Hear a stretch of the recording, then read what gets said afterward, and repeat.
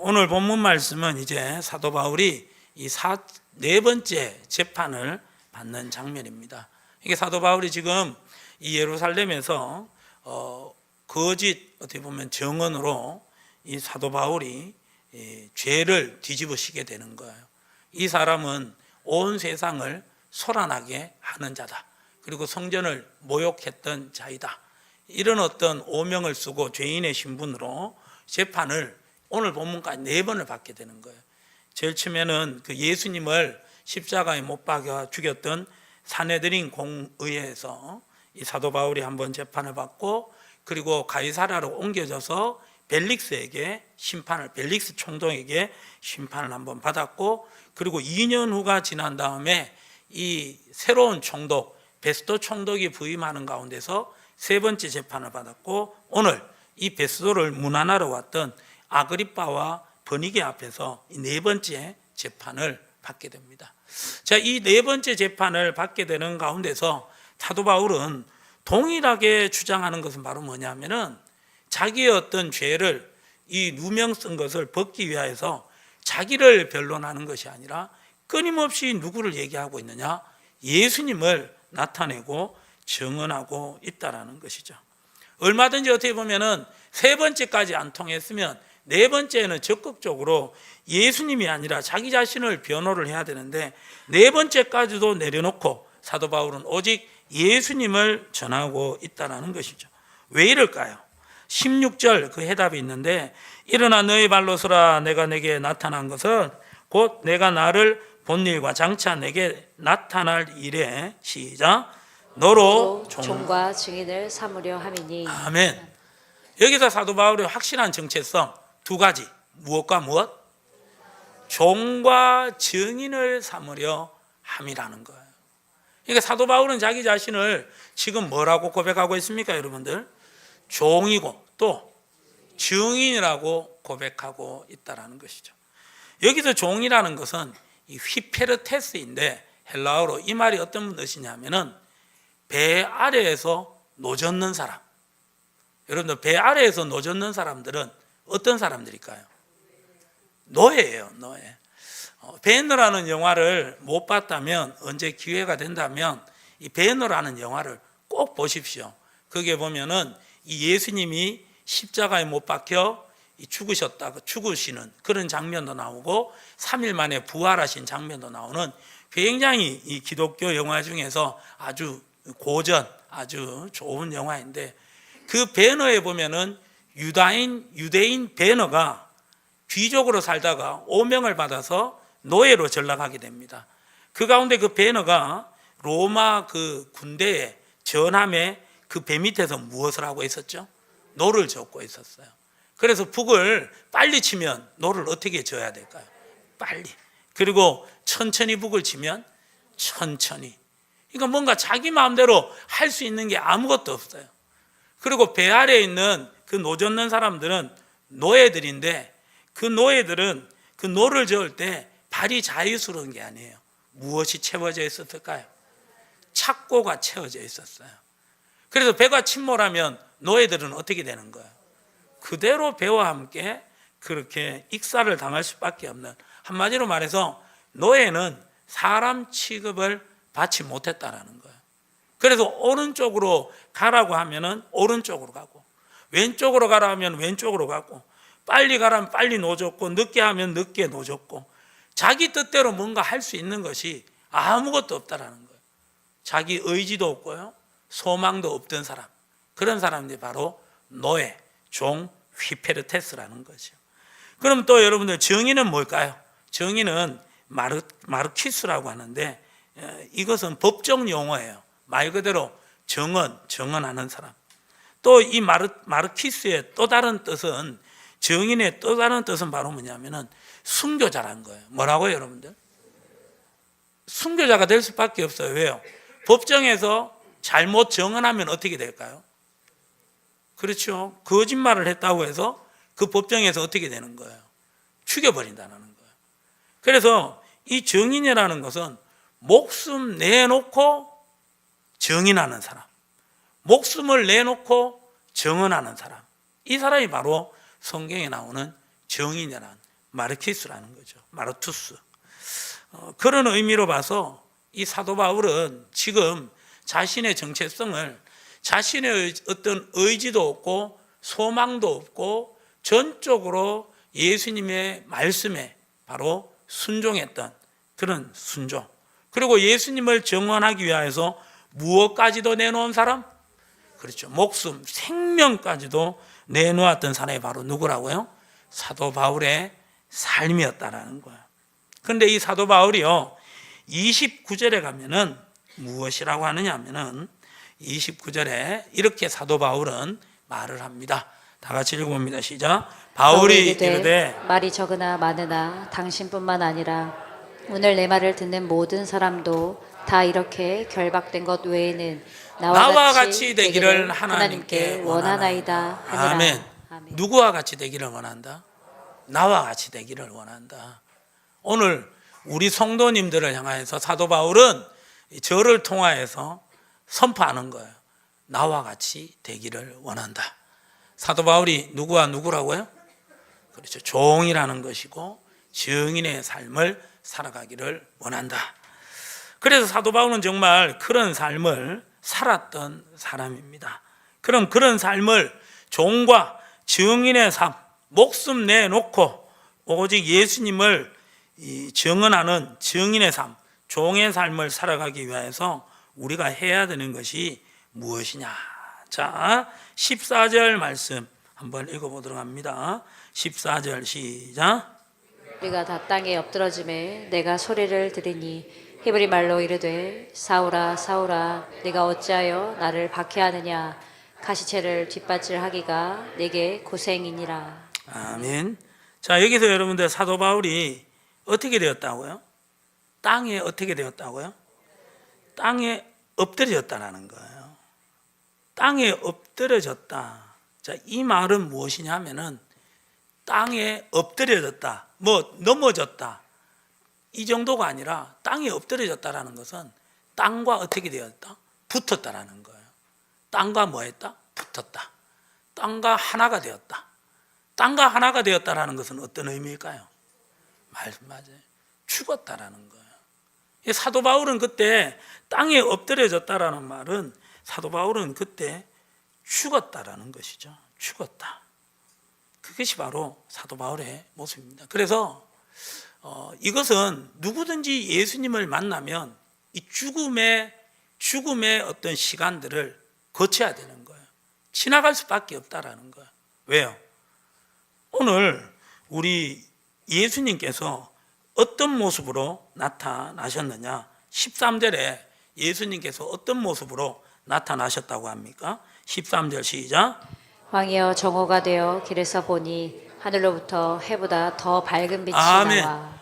해보다 더 밝은 빛, 그분이 누구예요? 예수님이에요.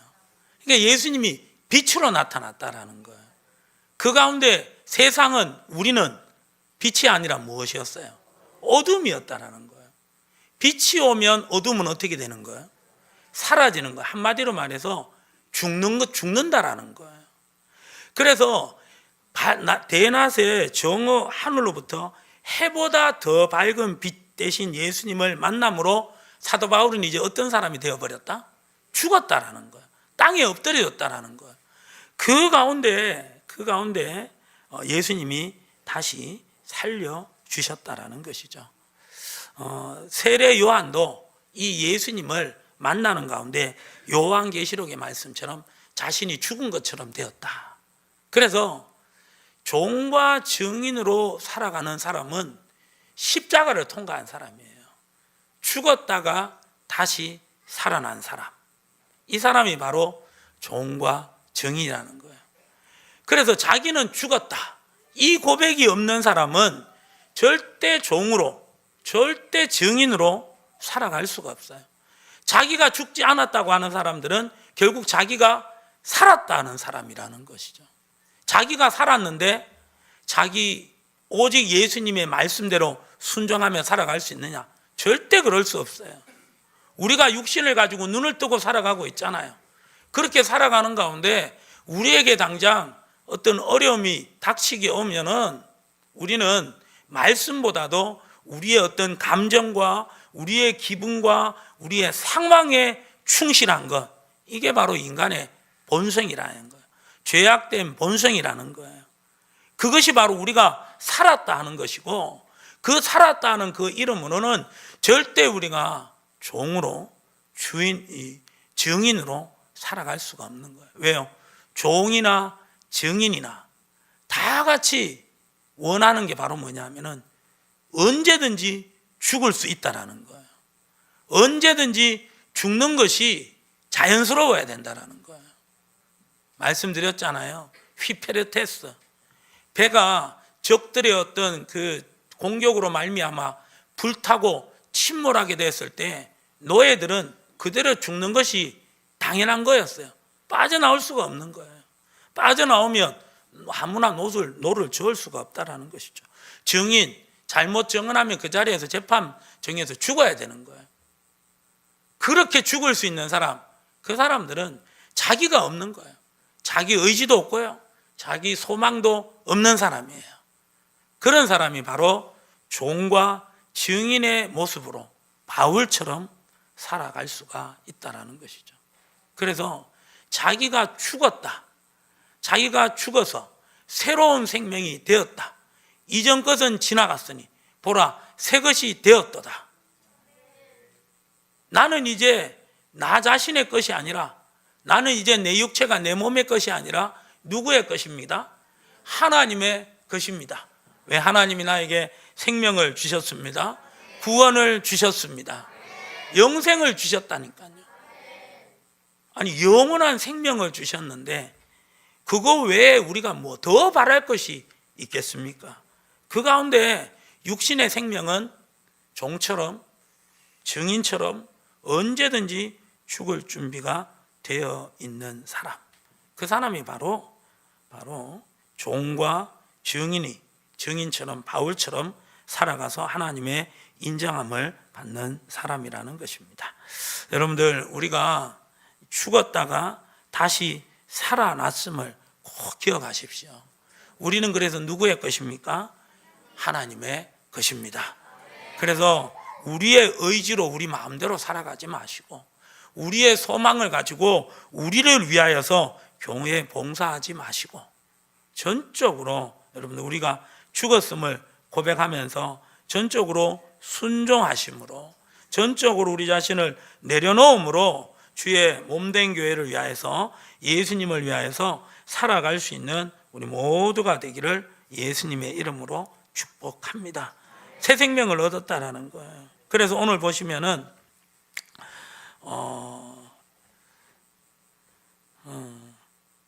그래서 16절의 말씀을 한번 봅시다. 16절 시작. 일어나 너의 발로 서라. 할렐루야. 일어나서 너의 발로 서라. 근데 일어나게 하시는 분은 바로 누구십니까? 예수님이에요. 예수님께서 일어나 너의 발로 서라고 하니까 우리가 어떻게 된 거예요? 설 수가 있다라는 거예요. 마치 에스겔 골짜기의 마른 뼈들과 같은 그런 어떤 모습이 바로 생기가 사방에 불어옴으로 인하여서 여호와의 군대로 되게 되는 역사가 일어났어요. 그래서 우리에게 생명을 주시는 분은 바로 누구십니까? 예수님인 줄 믿습니다. 그런 확실한 정체성이 있으면 우리는 어렵게 살아갈 수밖에 없다.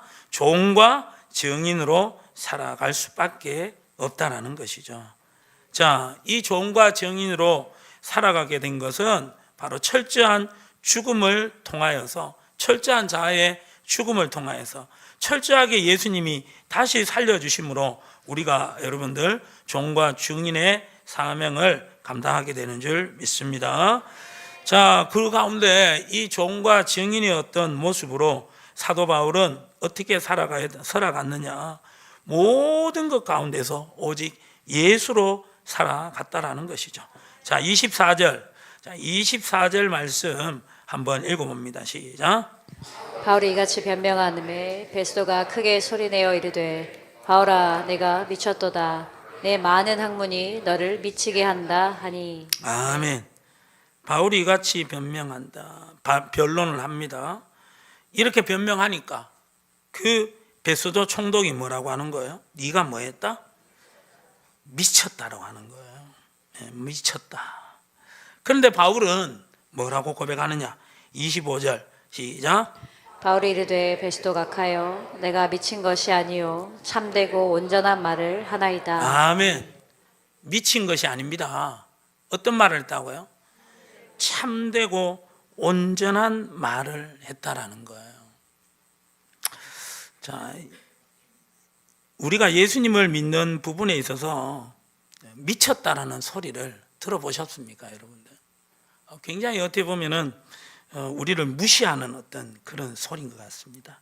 그런데 우리가 이런 소리를 들어야 한다는 거예요. 우리가 이 세상에서 세상 사람들이 예수 믿는 우리들을 향하여서 이렇게 얘기합니다. 적당히 믿어라. 너무 빠지지 말라. 그런 얘기를 한다라는 것이죠. 그래서 우리는 그 말씀을 생각하면서 예수님도 뱀처럼 뭐하고? 그래서 비둘기처럼 순결하라. 그래서 어떤 뱀처럼 지혜롭게, 그 말은 분위기 파악해서 교양 있게 전도해야 된다. 또 뱀처럼 지혜롭게, 비둘기처럼 어떻게 돼요? 순결. 때로는 신념을 가지고 목에 칼이 들어와도 예수님이 바로 우리의 구주가 되십니다. 이 고백을 할 수 있어야 된다. 그렇게 또 예수님 말씀하시죠. 그런 모습을 보면은 우리가 적당히 타협하면서 우리가 예수님의 종과 증인으로 살아가야 되겠구나. 그렇게 말하지만 오늘 본문은 분명히 말하는 거예요. 바울이 무슨 소리를 들었어요, 여러분들? 미쳤다는 소리를 들었다는 거예요. 그리고 바울은 이 미쳤다는 소리를 들었을 때 바울이 29절에 고백하는 거예요. 바울이 이르되 말이 적으나 많으나 당신뿐만 아니라 오늘 내 말을 듣는 모든 사람도 다 이렇게 결박된 것 외에는 시작. 나와 같이 되기를 하나님께 원하나이다 하니라. 아멘. 예수님 믿는 것 때문에 미쳤다라는 소리를 들어보셨습니까, 여러분들? 근데 오늘 본문은 분명히 그런 소리를 들어야 한다는 거예요. 그것이 바로 이 바울과 같은 종과 증인의 정체성을 가진 하나님의 사람들의 모습이라는 거예요. 요한계시록 3장에 가보면은 라오디게아 교회를 소개하고 있습니다. 자, 그 교회를 향한 소개가 3장 15, 16절에 나오는 거예요. 다 같이 한번 읽어봅니다. 시작. 내가 내 행위를 아노니 내가 차지도 아니하고 뜨겁지도 아니하도다. 내가 차든지 뜨겁든지 하기를 원하노라. 내가 이같이 미지근하여 뜨겁지도 아니하고 차지도 아니하니 내 입에서 너를 토하여 버리리라. 그래요. 예수님께서는 분명히 말씀하셨습니다. 차지도 않고 뜨겁지도 아니하다. 차든지 뜨겁든지 어떻게 해요? 둘 중에 하나 해라. 한마디로 말해서 정말 예수 믿는 사람으로 세상 사람들로부터 미쳤다 하는 그런 소리를 들을 정도로 그렇게 살아가야 된다. 그것이 바로 예수님이 하나님의 사람이라고 말한 종과 증인의 모습으로 살아가는 진정한 하나님의 사람들의 모습이라는 거예요. 그래서 우리가 예수님으로 믿는 것으로 인하여서 세상 사람들로부터 정말 예수 믿는 것에 미쳤다 이런 소리를 우리가 듣는 부분에 있어서 그걸 우리는 부끄러워하면 안 되고 우리의 신앙의 여러분들 열매로 우리의 신앙의 여러분들 이 하나님 앞에서 자랑할 수 있는 계급장으로 삼아야 된다라는 거예요. 예수 믿는 것으로 인하여서 미쳤다는 소리를 들어보셨습니까? 저는 들었어요. 저희 부모님으로부터 미친 게이다. 미친 그때 게이는 그 게이가 아니고 미친 개다 뭐 이런 식으로 예수쟁이다 뭐 이런 의미라는 것이죠. 저는 그 소리를 들었을 때 제일 처음에는 한편으로는 너무나도 화가 나기도 했었어요. 왜냐하면 왜 그렇게 무시를 하는지 그게 굉장히 기분이 나빴다라는 거예요. 그런데 성경을 보면 그게 얼마나 큰 하나님의 놀라운 칭찬의 말인지 모른다라는 거예요. 여러분들 그래서 우리가 신앙생활을 하게 될 때 어중간한 것이 아니라 분명할 수 있기를 예수님의 이름으로 축복합니다. 분명한 것은 절대 잘못된 것이 아니라는 것이죠. 하나님께서는 그 모습을 기뻐하시는 줄 믿습니다. 사도 바울이 지금 누구 앞에서 이런 얘기를 하느냐? 누구 앞에서 하는 거예요?